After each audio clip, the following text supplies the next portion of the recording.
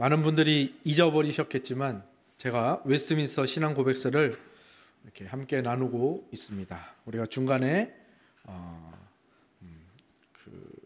성서 지리 여행도 하고 또 다른 목사님들 또 선교사님들 오시기도 하고 중간에 잠깐 비었는데요.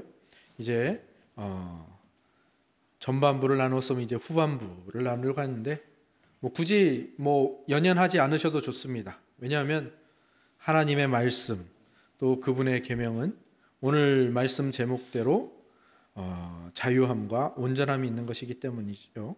그래서 자유롭게 하는 온전한 것, 이것이 우리가 배우고 읽고 듣는 하나님의 말씀이기 때문에 그냥 우리가 하나님의 말씀을 함께 나눈다라고 생각하시면 되겠고요.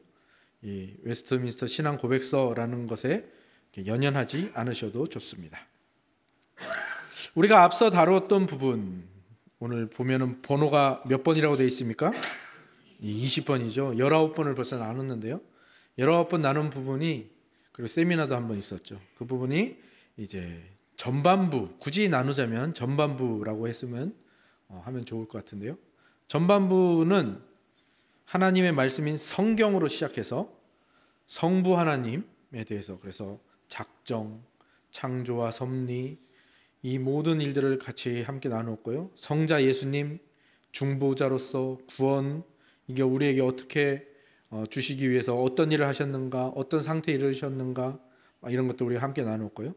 성령 하나님이 우리를 복 주시기를 원하시는, 우리에게 유익을 주시기를 원하시는 분이고 우리를 지키시는 분이라는 것, 성령 하나님의 사역들을 쭉 우리가 나눴습니다. 후반부도 비슷하게, 조금은 다르지만 비슷하게 진행이 되는데요. 하나님의 말씀인 율법으로 시작을 합니다. 그래서 신자로서의 삶, 교회로서의 삶, 그리고 종말을 사는, 오늘을 사는 그리스도인에 대한 그런 삶으로 이렇게 이어지는 것이 후반부의 내용이고요. 우리가 그 부분을 함께 나누게 될 것입니다. 기억이 나실리 만무하겠지만 전반부의 마지막 시간 19번 시간에는 성령님이 우리에게 구원의 확신을 주신다. 성령님이 주시는 복 중에 하나가 우리 안에 구원받은 확신을 주시는 것이다 라는 것에 대해서 다루었거든요.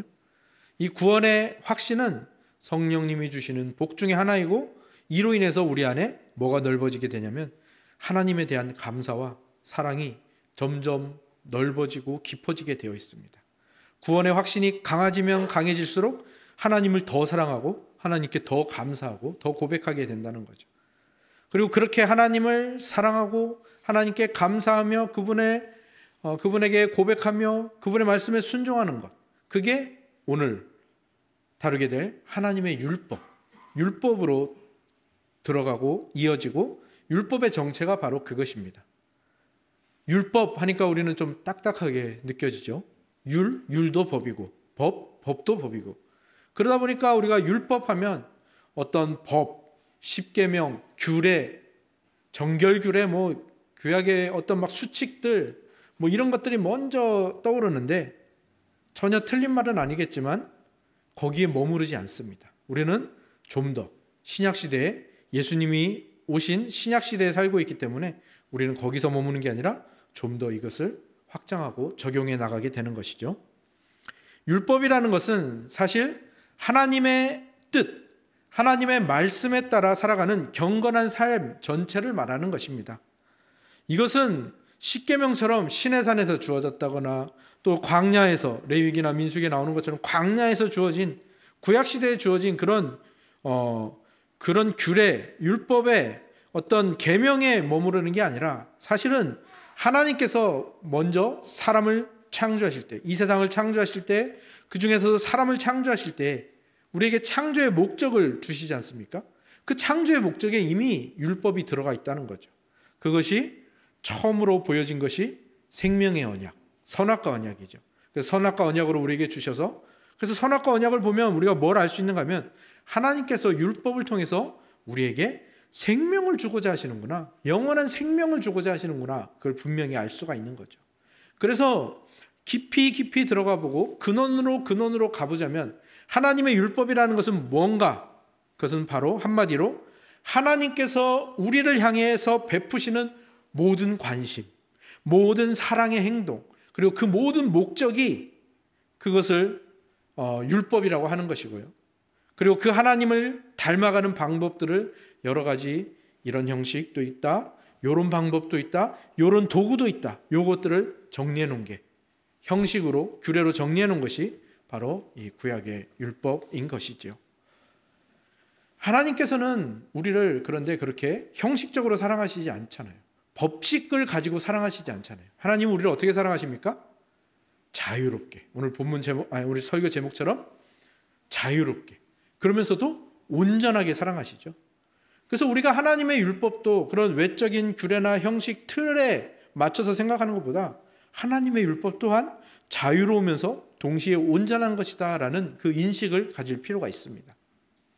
물론 우리가 가진 것 중에 이렇게 자유로우면서도 온전한 것이 거의 없기 때문에 이것을 어디에 비유하고 설명해야 될지 고민이 많이 됩니다. 아마 사도 바울이 이런 고민을 많이 했을 겁니다. 왜냐하면 그는 회심하기 전에 사울로 불리던 시절에 어떤 사람이었습니까? 자기 자신이 온전한 진리, 온전한 율법을 가지고 있다고 생각을 했습니다. 그런데 어땠습니까? 그가 그 온전한 율법을 가지고 자유로웠습니까? 아니죠. 온전한 율법을 가지고 뭘 했습니까? 이걸로 사람을 찔렀습니다. 사람을 괴롭히고 핍박하고 죽이고, 대표적으로 누굴 죽였죠? 스데반과 많은 성도들을 죽였습니다. 그러니까 바울은 그 하나님의 율법을 그냥 정말 뜨거운 불로만 가지고 있었던 거예요. 그냥 활활 타오르는 불로만 가지고 있었던 거예요. 그런데 그가 다메섹으로 가다가 누굴 만났습니까? 예수 그리스도를 만났어요. 자기가 그토록 율법과 진리들을 가지고 만나고자 했던 메시아이신 그분을 만났습니다. 그러면 이 사울은 어떤 생각이 들었을까요? 칭찬받을 줄 알았겠죠. 근데 예수님은 그에게 뭐라고 하셨어요? 사울아 사울아 어찌하여 네가 나를 핍박하느냐. 무슨 말입니까? 예, 사울아, 내가 너에게 준 이 불은 뜨겁고 태우기만 하는 불이 아닌데 나는 그것을 너에게 주면서 자유롭게 사용하면서 특별히 그것으로 다른 사람들을 따뜻하게 하고 다른 사람들을 유익하게 하기 위해서 너에게 그걸 줬는데 너는 왜 그걸 남들을 태우는데 또 남들을 죽이는데 심지어 나까지 태우는데 그 불을 쓰고 있느냐라고 말씀을 하신 것이죠. 아마 그 순간 바울은 쇠망치 정도가 아니라 진짜 커다란 오한마로 머리를 맞은 듯한 충격을 받았을 것입니다. 내가 한 가지만 알고 나머지는 정말 1도 몰랐구나. 그리고 그가 사도가 되었을 때 예수 그리스도를 만나고 그것을 깨닫고 변화되고 또 성도들을 만나면서 그 안에서 하나님이 원하시는 뜻이 무엇인지를 발견했을 때 이제 그는 그 불, 율법이라는 그 불을 어떻게 지혜롭게 사용해야 되는지 분명히 알게 된 것입니다. 영지주의를 비롯한 온갖 이단과 교회를 깨트리고 교회를 잘못된 길로 이끌어가는 이 잘못된 가르침 앞에서는 거침없이 정말 태워버리는 불로 이것을 사용을 했습니다. 하지만 복음을 전하기 위해서는 어떻게 했습니까? 여러 사람에게 여러 모습으로 다가갔죠. 유대인에게는 유대인같이, 율법 아래에 있는 자에게는 자신도 율법 아래에 있는 자처럼 보이게 하였고요. 이방인들에게는 이방인같이, 이들에게는 약한 자니까 약한 자에게는 자신도 약한 자가 되어서 그들을 예수 그리스도에게 인도하기 위하여 유연하게 따뜻하게 하는 불이 되었던 거죠. 바울은 그때야 비로소 이 율법이 어떻게 자유하면서 동시에 온전할 수 있는가를 깨닫게 된 것이죠. 오늘 우리가 하나님의 율법을 이런 방식으로 이해하고 적용해 나가야 합니다. 그리고 그것을 위해서 예수 그리스도께서 이 율법에 대해서 무엇이라고 말씀하셨는지를 우리가 분명히 알아야겠죠. 예수님께서는 율법에 대해서 뭐라고 말씀하셨는가 하면 먼저는 내가 율법을 폐하러 온 것이 아니다. 내가 폐기하거나 폐지하러 온 것이 아니다. 나는 율법을 뭐하러 왔다고 하셨습니까? 완성하러 오셨다. 완전하게 하러 오셨다라고 합니다. 그 말은 무슨 말입니까? 구원받은 우리에게 더 이상 율법이 필요 없는 것이 아니고 오히려 율법이 더욱 필요한 자가 되었다라는 것이죠. 그리고 예수님은 그것을 또한 자세하게 설명해 주십니다. 그 율법을 주신 하나님께서 사랑 그 자체이신 분이시기에 사랑을 행하라고 주신 것이 율법이라고 가르쳐 주십니다. 그럼 어떻게 표현하셨죠? 율법을 두 가지로 요약해 주십니다. 무엇과 무엇으로 요약해 주셨죠? 첫 번째는 마음과 목숨과 뜻과 힘을 다해 하나님을 사랑하고, 두 번째는 이와 같으니가 중요합니다. 하나님을 사랑하는 것과 똑같은 것이라는 겁니다. 그게 무엇입니까? 내 이웃을 내 몸과 같이 사랑하는 것. 이것이 뭐와 뭐의 요약이다? 온 율법과 선지자의 강령이다, 요약이다라고 그렇게 말씀을 하셨죠. 이것이 굉장히 중요한 진리입니다. 우리가 하나님의 율법을 이해하는 키가 되는 것이죠. 그래서 이것을 정말 잘 이해하시는 분이 누군가 하면 아우구스티누스라는 이 신학자입니다. 이분은 거의 신학이라는 학문을 만들어낸 분이죠. 이분은 명확하게 알았어요. 예수님의 이 말씀을 듣고 그렇구나, 성경 전체의 주제는 사랑이구나, 사랑으로, 이 사랑이라는 열쇠로 성경을 읽어야만 올바른 해석을 할 수 있구나 라고 생각해서 그렇게 해석을 했고요. 그리고 그가 이제 그 모든 것을 함축해서 한 말이 있는데 이렇게 말합니다. 여러분, 그대여 사랑하십시오. 그리고 그대가 원하는 대로 하십시오. 무슨 말입니까? 그냥 방종하라는 겁니까? 그냥 마음대로 살라는 말입니까? 아니에요. 사랑이라는 것이 얼마나 고귀하고 충분하고 성경과 율법을 다 이룬 것인지, 사랑만 한다면, 제대로 이 사랑만 한다면 그 다음부터는 원하는 대로 살아도 된다라고 할 정도라는 거예요. 정말 잘 정리를 했죠. 사도 바울도 마찬가지예요. 로마서에서 그가 뭐라고 말합니까? 사랑은 율법의 완성이다. 여기서도 완성이라는 이 번역이 저는 그렇게 확 와닿지가 않아요. 왜냐하면 완성은 뭔가 그냥 끝. 그래서 그 의미가 좀 약화되는 것 같은데, 이 완성이라는 단어의 그 원어가 뭐냐면 플레로마라는 건데, 플레로마는 완성, 마침, 종결 이런 뜻만 있는 게 아니라 어떤 의미를 또 가지고 있는가 하면 가득 채우는 거, 그래서 충만해지는 거, 그래서 흘러 넘치는 것을 표현하는 말이 이 플레로마라는 말입니다. 그래서 여기서 우리가 알 수 있는 게 무엇입니까? 바울이 뭘 전하고자 하는 겁니까?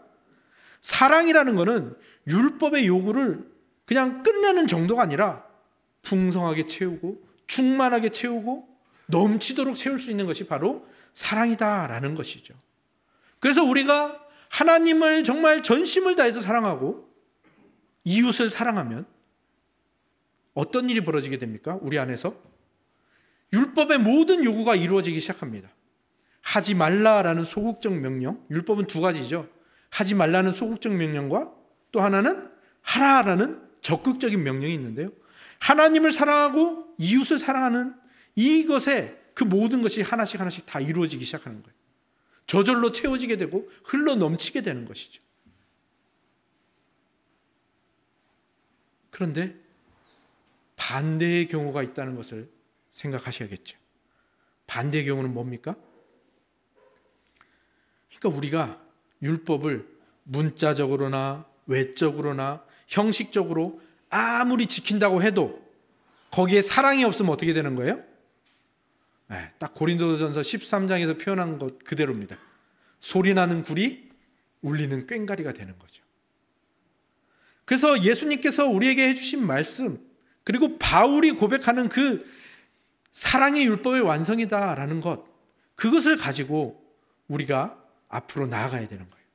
사랑 그 자체이신 예수 그리스도께서는 그렇게 율법을 사랑으로 채워지게 하셨고 사랑으로 흘러넘치게 하셨어요. 사랑으로 율법을 완성하신 거예요. 그렇다면 우리는 어떻게 해야 됩니까? 첫 번째는 이제 사랑해야 되는 걸 알았어요. 그러면 그 율법에 이제 항목들이 우리에게 남아 있잖아요. 그러면 그 모든 항목들 우리는 또 똑같이 지켜야 됩니까? 이 때마다 절기, 때마다 제사, 때마다 또 그 규례들, 또 이거는 먹지 말라, 뭐 피는 먹지 말라, 지느러미 없는 생선은 먹지 말라, 이런 거 우리가 지켜야 됩니까? 아니죠. 분명히 이 구약의 율법에서 폐지된 부분이 존재합니다. 구약의 모든 율법이 오늘날 그대로 다 우리에게 적용되지는 않습니다.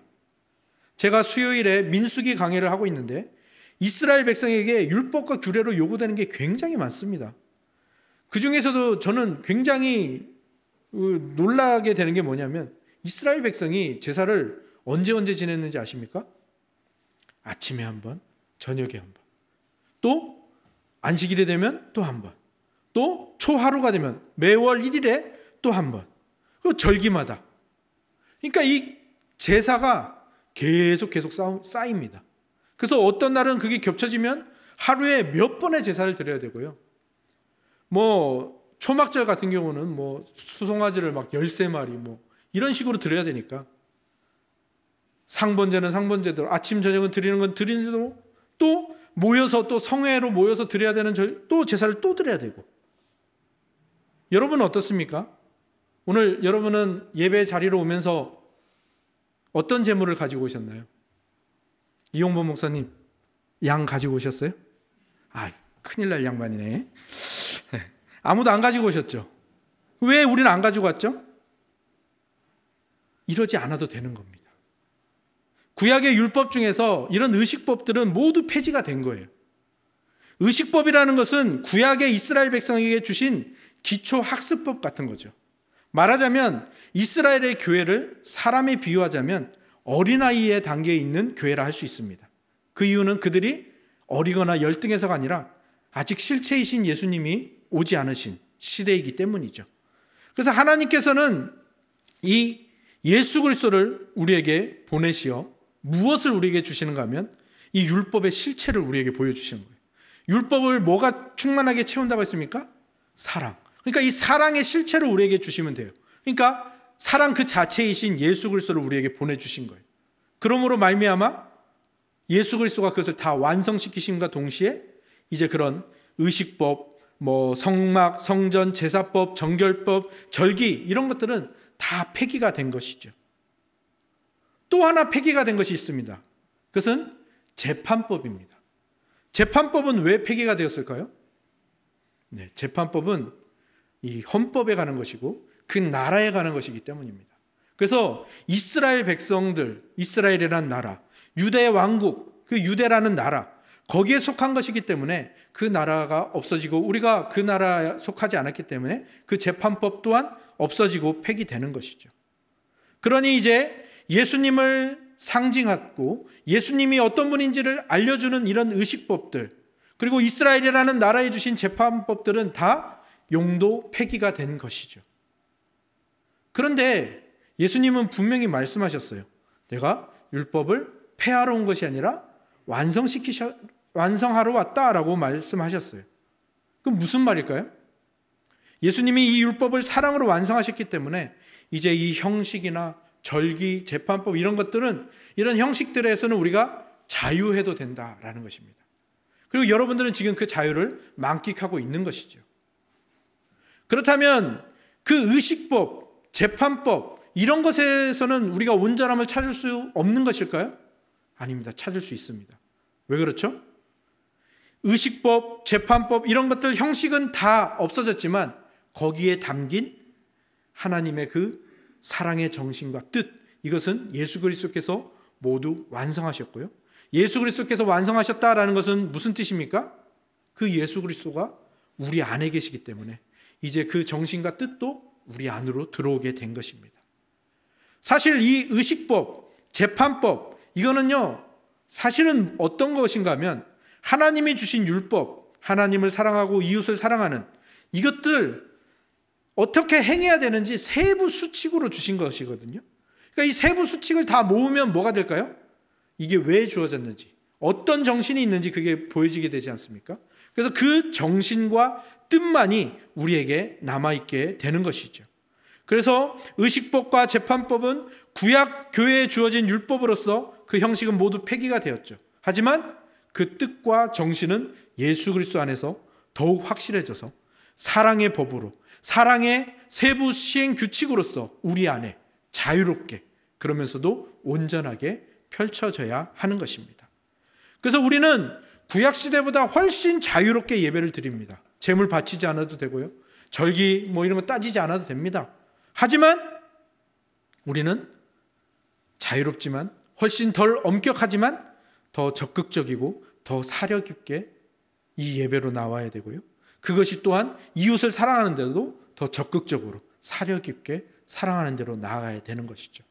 그게 바로 하나님의 율법을 오늘날 우리가 보고 우리에게 적용해야 되는 그런 방식이 되는 것입니다. 우리가 매일매일 아침과 저녁에 상번제를 드릴 필요는 없지만 우리는 우리의 모든 삶이 눈 뜨는 아침부터 자기 전 저녁까지 다 모든 삶이 예배가 되도록 그렇게 살아가야 되겠죠. 비늘과 지느러미가 없는 해산물을 먹지 않거나 또는 돼지고기나 그 피를 먹지 않는 그 의식법을 우리가 지킬 필요는 없습니다. 하지만 우리에게 더 자유롭게 어떤 것들이 주어지는 겁니까? 먹는 것. 이게 식사. 이것이 일상에 대한 것이구나. 그렇다면 일상에서 하나님의 뜻에 맞지 않는 무절제함이나 욕심 이런 것들을 내가 버려야 하는 것이구나. 이것을 그 율법을 통해서 항목들을 통해서 우리가 알게 되는 것이고요. 구약의 율법에는 또 어떤 게 있었냐면 부모의 말을 순종하지 않는 자녀는 돌로 치라고 했어요. 오늘날은 어떻습니까? 말 안 듣는 애들 돌로 칩니까? 그렇지는 않지만 하나님께서 우리에게 부모와 자식의 관계를 허락하셔서 그 안에서 아름다운 사랑을 배우게 하셨고 또 그래서 서로 최선을 다해서 사랑하고 또 나보다 나이가 있으신 연배가 있으신 분들을 내가 정말 어버이처럼 사랑하고 또 나보다 나이가 어린 그런 지체들이 있다면 정말 자녀를 사랑하는 마음으로 그들을 사랑하는 최선을 다해서 사랑하는 자유롭지만 온전한 사랑으로 나아가는 그것들이 오늘 율법을 통해서 우리에게 요구되어지고 있는 것이죠. 그래서 이 하나님의 율법은 우리에게 왜 주어졌는가? 그리고 오늘 신약시대에 우리에게 어떤 의미가 있는가 하면 바로 남을 사랑하고 하나님을 닮아가는 축복의 도구로 사용하게 된 것입니다. 그리고 이것이 가능해진 이유는 단 하나, 예수 그리스도 때문입니다. 사랑의 실체이신 그분이 우리에게 찾아오시니까 이제 우리가 그 율법의 실체인 사랑을 자유로우면서도 적극적으로 또 온전하게 그것들을 해나갈 수 있게 된 것이죠. 예수님께서는 그것을 위해서 이 땅에 사람의 몸을 입고 오셔서 철저하게 율법을 지키시고 순종하십니다. 그리고 자신의 순종으로 이 율법을 이루시고 완성하시고 율법의 마침이 되시는 거죠. 우리가 도저히 이룰 수 없는 이 율법의 요구, 율법의 의를 다 이루셨습니다. 예수님이 이루시고 끝이 아니라 이제 우리는 그 예수님과 연합한 자가 되니까 그 율법의 정죄, 율법이 정죄하는 것에서 우리도 예수님과 함께 자유하게 되고 그 예수님이 우리 안에 계시니까 기쁨과 평강 속에서 이 율법의 실체인 사랑을 온전하게 이루어가는 존재가 된 것이죠. 그리고 우리에게 성령님이 어떤 존재라고 했죠? 제가 우리에게 복과 유익을 주기 위해서 모든 열심과 전 존재를 쏟으시는 분이 성령 하나님인데 이제 성령 하나님께서 이 율법이 더 이상 우리에게 죄와 사망의 법이 아니라 생명의 법으로, 믿음의 법으로, 은혜의 법으로, 언약의 법으로 우리에게 바꾸어 주시는 거죠. 그래서 하나님이 사람을 창조하신 목적을 우리가 그 안에서 찾아가고 회복하게 되고 성령 하나님의 복을 받은 사람은 자유롭고 온전하게 하나님의 율법에 담긴 뜻과 정신, 하나님을 사랑하고 이웃을 사랑하는 그것을 정말 자유롭게 행하면서 창조의 목적에 쭉 도달해 가게 되는 것이죠. 그러면 그것을 우리가 어떻게 이루어 가야 할까? 로마서 13장 한번 찾아보시겠습니까? 로마서 13장 8절에서 10절까지 말씀입니다. 제가 가진 성경으로 신약성경 257면에 있습니다.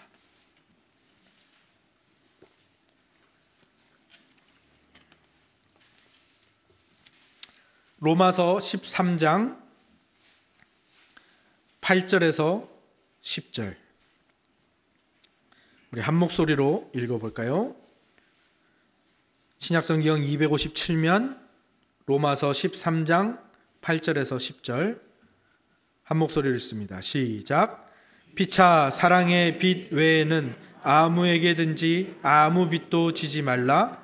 남을 사랑하는 자는 율법을 다 이루었느니라. 간음하지 말라, 살인하지 말라, 도둑질하지 말라, 탐내지 말라 한 것과 그 외에 다른 계명이 있을지라도 내 이웃을 내 자신과 같이 사랑하라 하신 그 말씀 가운데 다 들었느니라. 사랑은 이웃에게 악을 행하지 아니하나니 바로 사랑은 율법의 완성이니라. 아멘. 사랑은 율법의 완성이다. 그리고 사랑하라, 이웃을 내 자신과 같이 사랑하라 하신 말씀에 계명이 다 들어있다. 그거 외에 우리가 하나를 더 나누고 싶은 것이 8절에 나오는 사랑의 빛입니다. 사랑의 빛. 피차 사랑의 빛 외에는 지지 말라.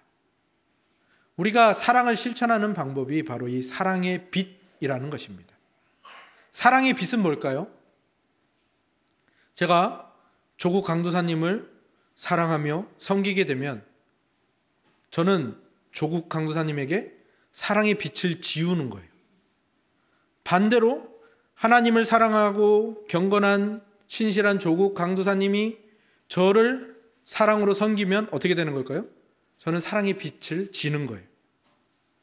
우리가 교회로 모인 이유가 바로 그것입니다. 또 이 땅에서 우리가 성화의 가정을 살아가며 해야 하는 일이 바로 그것입니다. 사랑의 빛을 지우고 지는 일입니다. 너무나도 명확하죠. 사랑의 섬김을 통해서 누군가에게 사랑의 빛을 지우고 또 누군가가 나를 섬기면 그것을 감사함으로 겸손하게 받아들이며 또한 사랑의 빛을 지는 것. 이것이 우리가 해야 할 일이고 하나님의 율법을 지키는 하나의 방법이 되는 것이죠. 그런 면에서 저는 여러분들에게 사랑의 빛을 너무 많이 지고 있죠. 그래서 참 행복하기도 하고요. 동시에 저도 여러분에게 사랑의 빛을 지어야겠다라는 그 열심이 저에게 생깁니다. 제가 할 수 있는 일들, 말씀 연구와 선포, 또 여러 가지 섬김을 통해서 저도 여러분에게 열심히 사랑의 빛을 지우겠습니다. 우리 모두가 이런 일에 열심을 내기를 소망해 봅니다. 자유로우면서 온전한 바로 이 사랑의 빛을 지우는 이 일 말이죠. 신실하게 사랑하면서 그러면서도 그것이 일방적이거나 강압적이 되지 않도록 또 불평등하지 않게 사랑하는 우리의 모습이 되기를 원합니다. 그리고 남들에게 또 사랑의 빛을 지울 때 그것을 자랑으로 삼지 말아야겠죠. 빛을 지우기 전에 내 자신을 겸손하게 돌아보는 일들이 필요하겠죠. 그런 지혜가 우리에게 있어야 합니다. 그리고 그 안에 거짓이나 순수하지 않은 마음이나 교만이나 자기만족 같은 것이 끼어들지 않도록 우리가 늘 기도로 준비하고 무장되어 있어야 하겠죠.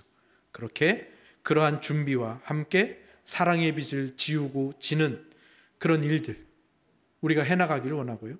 그 안에서 우리에게서 하나씩 깎여져 나가는 게 뭘까요? 아, 저 사람 왜 저러지? 못마땅하네? 답답하네?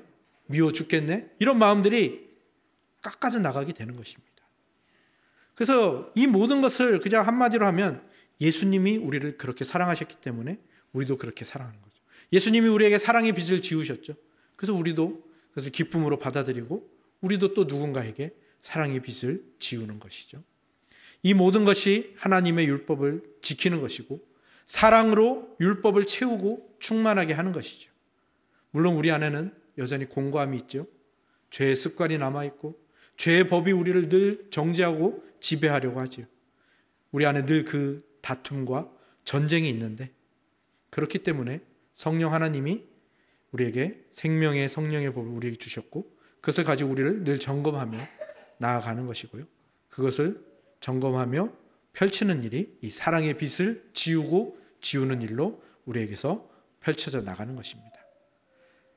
이 과정을 시편 19편에서 다윗이 뭐라고 표현했는가 하면 하나님의 율법은 내 영혼을 소성하게 하며 그 율법, 하나님의 도는 꿀과 송이꿀보다 더 달다라고 했습니다.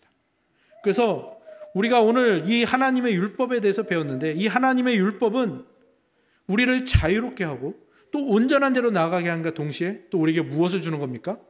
우리의 영혼이 살아나고 우리에게 달콤함을 줍니다. 신앙의 달콤함. 이것이 복음의 진수이지요. 우리가 사랑의 빛을 지우고 지는 그 일을 통해서 우리는 달콤함을 느껴야 하는 것이고요. 하나님께서 그 안에 기쁨과 행복들을 우리에게 주신 것이죠.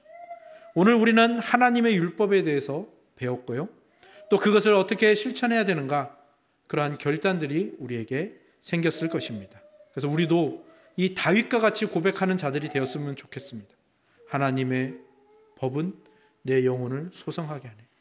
하나님의 도는 꿀과 송이꿀보다 더 달콤하네.